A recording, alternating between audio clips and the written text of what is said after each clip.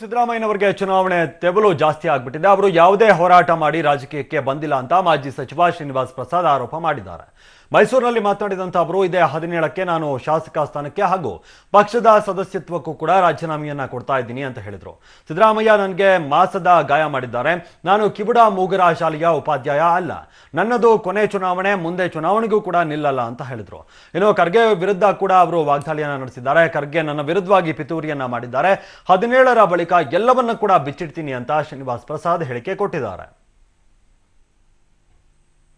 ಶಾಸಕಾಂಗ ಪಕ್ಷದ ಸದಸ್ಯತ್ವಕ್ಕೆ ರಾಜೀನಾಮೆ ಕೊಡಬೇಕು ಅಂತ ಹೇಳಿ ತೀರ್ಮಾನ ಮಾಡಿದ್ದಾರೆ. ಈ ತಿಂಗಳ 17ನೇ ತಾರೀಕು ಸೋಮವಾರ ಕೊಡೋಣ ಅಂತ ಹೇಳಿ ಯೋಚನೆ ಮಾಡಿದ್ದಾರೆ. ಯಾವುದೋ ವೈಯಕ್ತಿಕವಾದಂಥ ರೀತಿಯಲ್ಲಿ ಏನೋ ಆಲೋಚನೆಗಳು ಮಾಡಿ ಕಾಂಗ್ರೆಸ್ ಶಾಸಕಾಂಗ ಪಕ್ಷದ ನಾಯಕರಾಗಿರ್ತಕ್ಕಂಥ ಮುಖ್ಯಮಂತ್ರಿ ಆಗಿದ್ದ ಸಿದ್ದರಾಮಯ್ಯನವರೇ ಇದಕ್ಕೆಲ್ಲ ಕಾರಣ ಅಂತಕ್ಕಂಥ ರೀತಿಯಲ್ಲಿ ಇವ್ರ ಜೊತೆಲಿ ಒಟ್ಟಿಗೆ ಸೇರಿರ್ತಕ್ಕಂಥ ಮಲ್ಲಿಕಾರ್ಜುನ್ ಖರ್ಗೆ ಇರ್ಬೋದು, ಪರಮೇಶ್ವರ್ ಇರ್ಬೋದು, ಅಥವಾ ಬೇರೆ ಅವ್ರ ಜೊತೆಲಿ ಇರ್ತಕ್ಕಂಥ 3-4 ಸದಸ್ಯರು ಅವರು ನಿಮ್ಗೆ ಯಾವ ರೀತಿ ಸಹಾಯ ಮಾಡಿದೆ, ನಿಮ್ಮ ಉಪಚುನಾವಣೆ ನಿಂತ ನಿಮ್ಮ ಸ್ಥಿತಿ ಏನಿತ್ತು, ನೀವು ಐಂದ ಕಟ್ಟಿದಾಗ ನಿಮ್ಮ ಪರಿಸ್ಥಿತಿ ಹೆಂಗಿತ್ತು, ಹಾಗೆ ಯಾವ ರೀತಿ ನನ್ನನ್ನು ಕೇಳ್ಕೊಂಡ್ರಿ, ಮಾಡಿದ್ರಿ, ಯಾವ ರೀತಿ ಸಹಾಯ ಮಾಡಿದ್ರಿ ನಿಮಗೆ, ಆ ರೀತಿ ಇದ್ರೆ ಖರ್ಗೆ ಅವರು ಇಷ್ಟು ಚೆನ್ನಾಗಿದ್ದವ್ರು ಇಷ್ಟು ವರ್ಷಗಳ ಕಾಲ, ನಮಗಿಂತಲೂ ಸ್ವಲ್ಪ ಹಿರಿಯರಾಗಿರ್ತಕ್ಕಂಥವ್ರು, ಅವ್ರು ಇನ್ನೂ ಉನ್ನತವಾದಂಥ ಸ್ಥಾನಕ್ಕೆ ಹೋಗ್ಬೇಕು ಅಂತ ಬಯಸ್ತವ್ರು ನಾವೆಲ್ಲರೂ ಕೂಡ.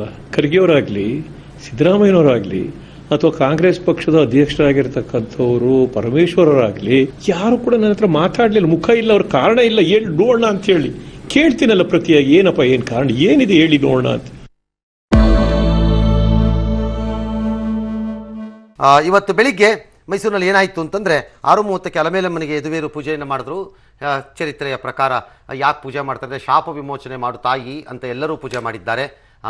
ಆ ಶಾಪ ವಿಮೋಚನೆ ಆಗಿದೆಯೋ ಆಗಿಲ್ವೋ ಅದು ಅವ್ರಿಗೆ ಗೊತ್ತು. ಉತ್ತರ ಪ್ರದೇಶದ ಲಕ್ನೋದಲ್ಲಿ ಪ್ರಧಾನಿ ಮೋದಿ ದಸರಾ ಉದ್ದೇಶಿಸಿ ದೇಶದ ಜನರನ್ನ ಉದ್ದೇಶಿಸಿ ಮಾತನಾಡ್ತಾ ಇದ್ದಾರೆ. ಅವ್ರು ಏನ್ ಮಾತಾಡ್ತಿದ್ದಾರೆ ನೋಡೋಣ ಬನ್ನಿ.